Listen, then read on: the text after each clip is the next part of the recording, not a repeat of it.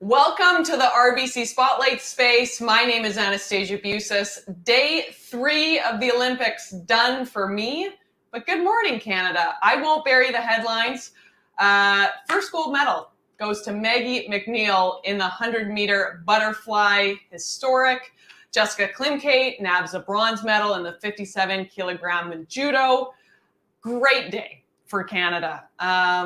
Everyone has a lot of buzz, but there's a lot of buzz about a tropical storm also set to hit Japan, which has kind of derailed the schedule for everything on the water. And my friend, the legend himself, Mr. Steve Armitage, he is my speed skating partner, play-by-play color commentary. He is, of course, calling rowing for his, I don't know how many Olympics he's done. I'll have to ask him. He's going to join us to talk everything rowing. Steve, join me, please. The voice of the Olympics. Good morning, my Partner. time. Good evening, your time. How did you sleep? I slept very well because we are working late hours. Tokyo rowing starts at 8:30 in the morning, and of course that is 7:30 at night, Toronto time. So we've put in some very long hours and late hours. How's it going? I mean, it's just so great to see your face. Obviously, we work together in speed skating, but you were the voice of the Olympics. Give it to me. How is rowing going for you? It's been a lot of fun. I haven't done rowing for a while. I covered a few world championships. I'm working with Adam Creek, who won 3 world championships and Olympic gold in Beijing in 2008, a very knowledgeable analyst, and we've had a lot of fun. We've called a lot of races, and so far the Canadians have done fairly well. A big team, 29. Big team. I was going to go there. Largest team we've ever sent. I mean, what's working so well for this team? Well, I think the expectations coming in were sort of, well, if they get through to the B finals, they've done well. It looks as if we're going to get more than we thought through to the A finals. Gabby Smith and Jess Sevick are through in the women's double sculls, and that's a good sign. We've got Kaylee and Filmer, who won a world championship back in 2018. They look like they're headed for a final. In the women's single sculls, Carling Zeman, her nickname is Z-Monster, and so far she's been rowing like a monster. And of course, we've got Trevor Jones, who looks like he might get through to a final, and that would be a big accomplishment simply because he's only 23 years of age, and most of the good scullers in the world, single scullers, are in their late 20s, early 30s. And of course, we've got the women's 8. They're always very competitive, and they're in the repechage against 4 other boats, and only 4 will make it through the final. Canada should be in that 4. So we could be calling a final in the women's 8 that involves a Canadian crew. I mean, you said Trevor Jones, Gabby Smith, all RBC Training Ground alum, hoping to do big things here. But, Steve, there is a tropical storm, so the schedule's a bit derailed. What does that do for you? I mean, what are you filling your days with right now? Well, actually, they're still going to race eventually once the storm goes through and the waters come back to the point where they can race on the Sea Forest waterway. So I've been making my notes because those races are going to come to us thick and furious. They still have to complete the Olympic Regatta Tokyo 2020. But what they've done is canceled or postponed simply because they want conditions to be fair for all rowers. And more importantly, they want the water conditions to be safe for the rowers. They have very little protection against big chop. The water can actually come into the boat and add in an 8 anywhere from 10 to 20 pounds. And that's a lot of excess poundage in a boat when you're trying to keep the boat as light and as fast as possible. What number of Olympics have you done? What number is this, Tokyo 2020? I'm always having to add up, but and it gives away my age, of course, when I tell you the answer. But this is number 17. 17 Olympics. That is amazing. My first Olympics was 1972 in Munich, memorable for all the wrong reasons. And this is number 17. And if I work with you in Beijing, that will be number 18. Dream team, you know that you're my number one partner. Again, I appreciate you so much for taking the time and being live today in the RBC Spotlight. We have a little clip that I'd love to show because you've birthed just so many people's Olympic dreams. So, Soph, can we play the clip, please? The race we've been waiting for. Susan Ock of Canada against Katrina Lemay-Doan. Lemay-Doan is on the inner, Ock is on the outer. Doan made her move on the turn. They drive to the line. The time for gold. It's gold. 38-2-1. Her total time 116.60. 116.93 for Ock. She takes the silver. What a terrific final half for Katrina Lemay-Doan. Good enough to give Canada the gold. Ock takes the silver. She gets congratulations from her husband, Bart Doan, at ringside. Oh my, what a great race under pressure. Katrina Lemay-Doan the gold. Katrina Lemay-Doan of Canada on the right. Monique Garbrecht-Enfield of Germany on the left. Lemay-Doan trying to become the first Canadian to go double gold in the same event. They're going into the final turn. Katrina Lemay-Doan is leading Monique Garbrecht-Enfield, but here comes Enfield.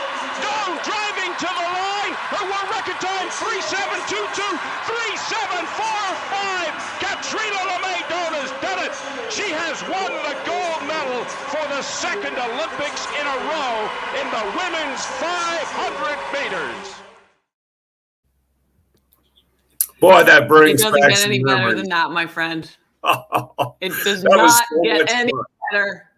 Still the only Canadian to go back-to-back gold medals in the Olympic event, and that is an amazing achievement. I think that your voice birthed my Olympic dream just as much as Katrina's second gold medal did. And I that's no disrespect to Katrina, but I just know so many Olympians that just love and respect you so much, and you're so synonymous with the Olympics that it is such an honor for you to be here. I want to pick your brain. Just give me a few of your favorite anecdotes throughout your amazing career, Steve. Well, one of my most amazing anecdotes involves you. My partner, Christina Groves, showed up one morning, and she had a strep throat. She couldn't talk. I can't really talk. And I said, well, we got the 5K coming up. That's a long race. I need some help. I really can't do that by myself. And in Pyeongchang, they said, don't worry, we'll think of something. Now, we are actually in a holding pattern. We're in a commercial prior to the start of the race.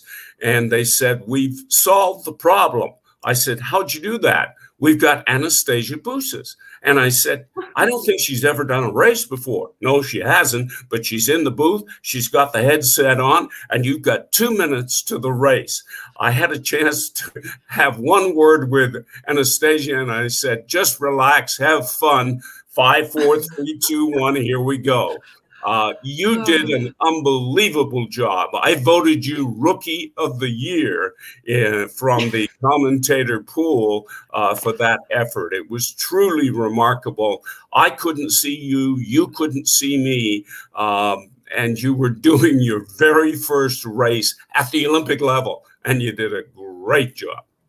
Oh, Stephen, Mr. Armitage. I don't know if I was great, but that was one of the greatest moments of my life and my Olympic career, to be honest. I think you asked me one question and I gave you a one-word answer. I think you said... Let me tell you what that said, question was. I was talking about the fact that the 5K is quite long and there's a lot of strategy involved. And I said that to you, and your response was absolutely. I thought, no, oh my, I'm in big trouble.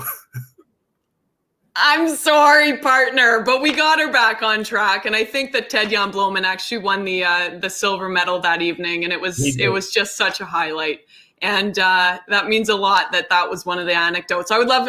We don't have to talk about me too much. I would love just one more. I guess just an overall comment about the Olympics. They are the biggest single stage for so-called quote unquote amateur athletes. Of course, we all know they're not amateur so much. And the pressure that the athletes are under just simply to make the Olympics and then to make a final and then to win a medal never ceases to amaze me. And it's always a great joy when I get a chance to call a Canadian in competition. And I just want to tip the hat to RBC for the support that they have given Canadian athletes.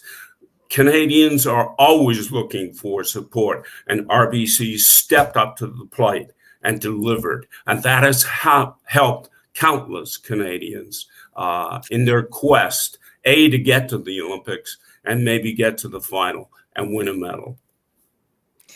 That's why you're the best, Mr. Armitage.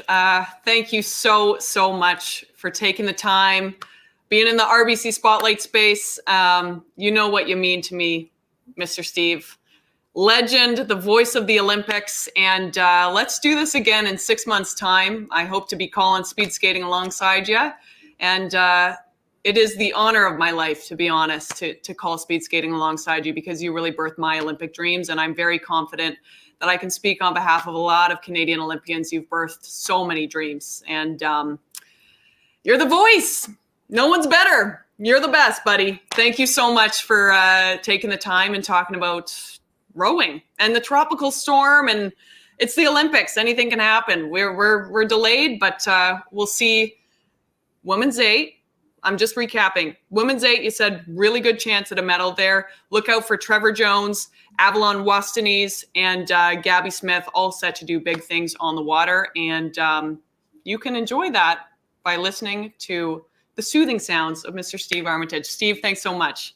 Thank you very, very much, Anastasia. I appreciate it. Now, can I go back to bed?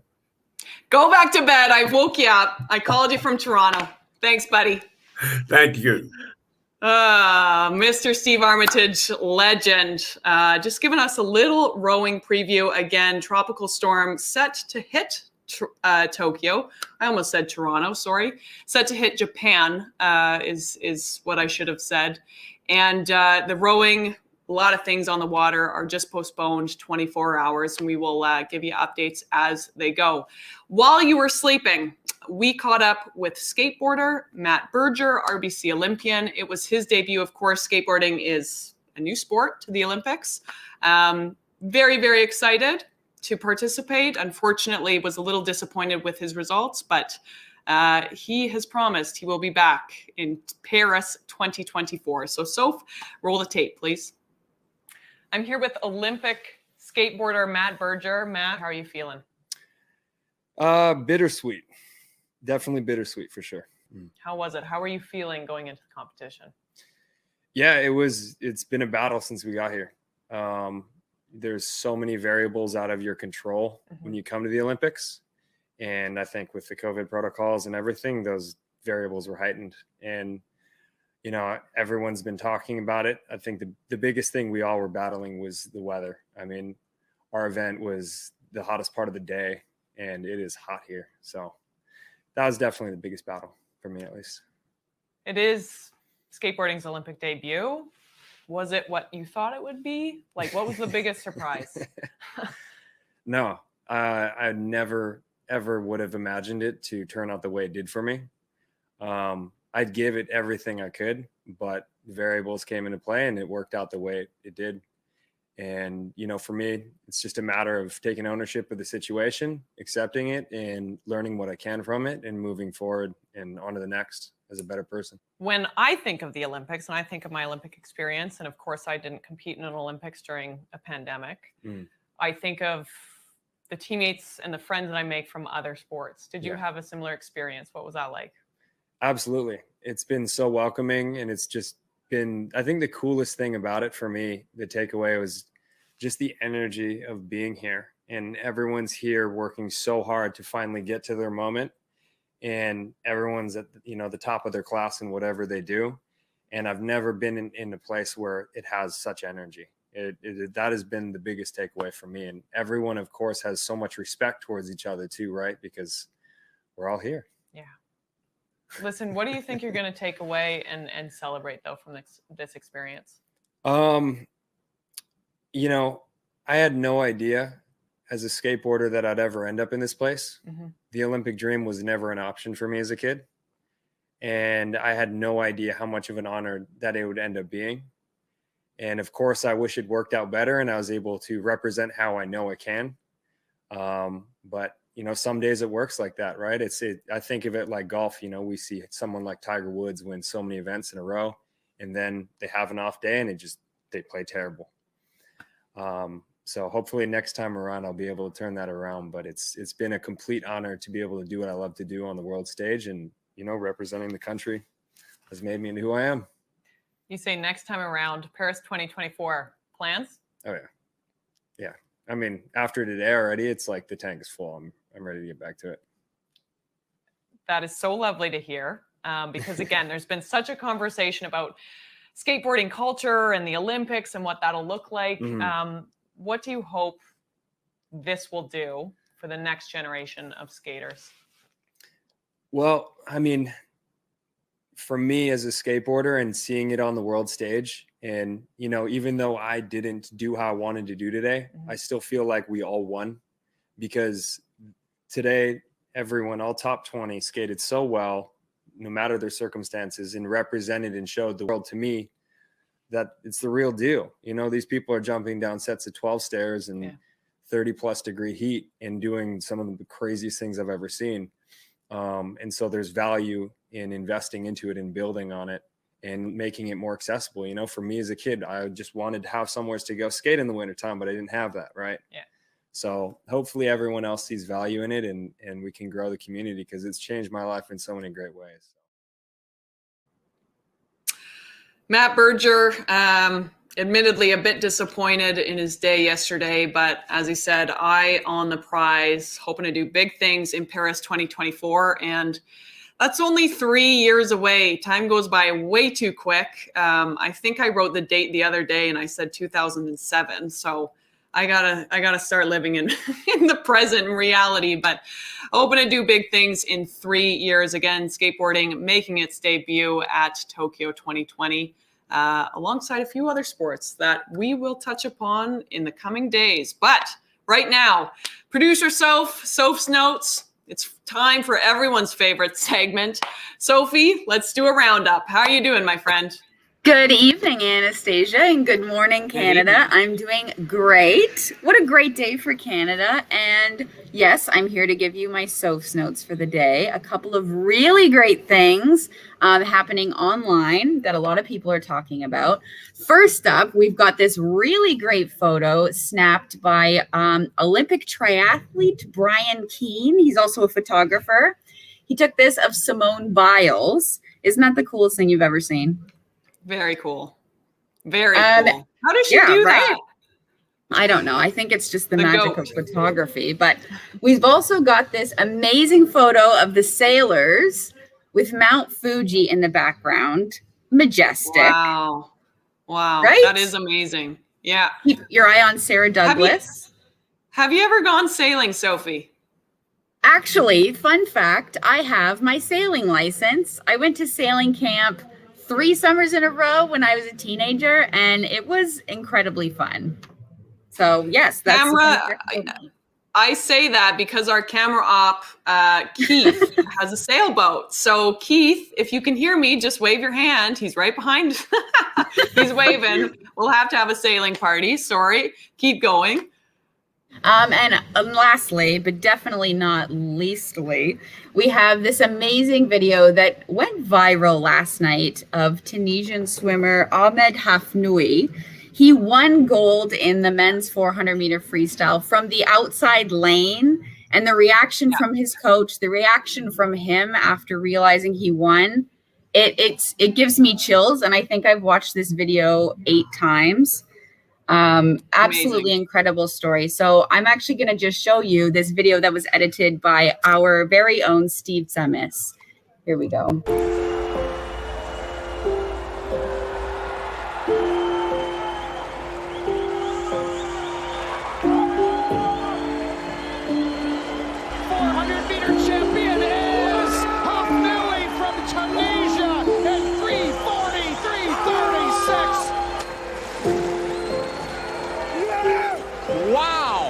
What an upset. Holy mackerel.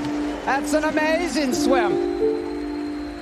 He's only 18 years of age. Most of these other guys, the only teenager along with the American on the other end of the pool. And they're in the pool for the men's 400-meter freestyle final. And 50 meters to go. Australian Jake McLaughlin trying to hold on, but Hafnoui from Tunisia is giving him a run for his money in late 8. What a brilliant swim by Hafnoui from Tunisia, upsetting the Australians, getting the gold medal.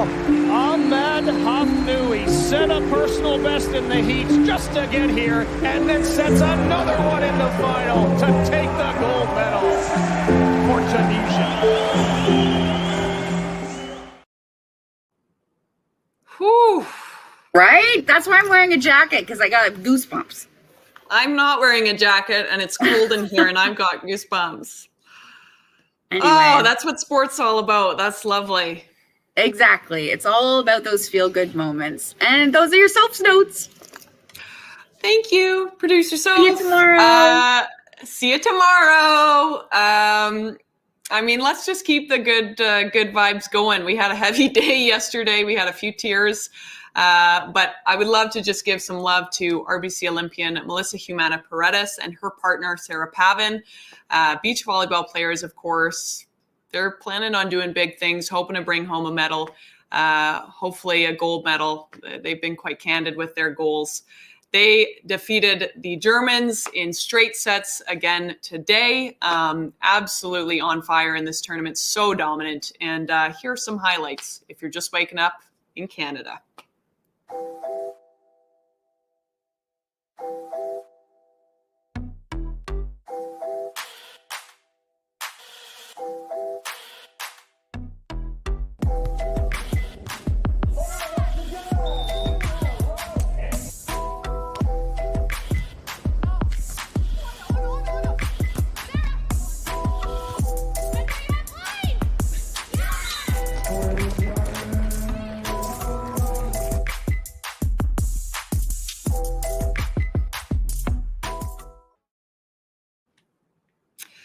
So hot on that beach volleyball court. I have heard from our analysts that is the hottest event in the entire Olympics. Sophie and I actually, when we were walking into the studio this morning, we took a little temperature gun and took the temperature of the ground. It was 50 degrees. Now, I will say there is a storm coming, and it was nice and cool today. It was the coldest day, and it was still 50 degrees on the ground. We took a little video of that. We'll post it on social.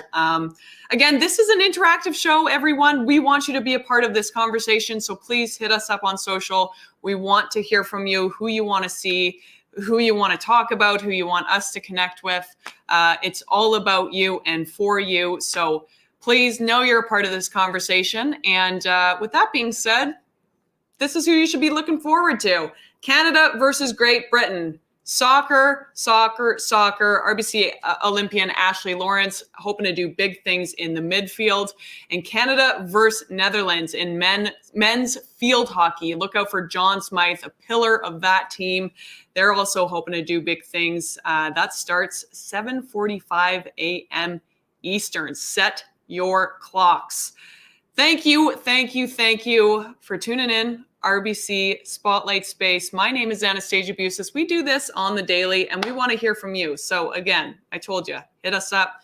This is all about you and for you. And until then, see ya down the road.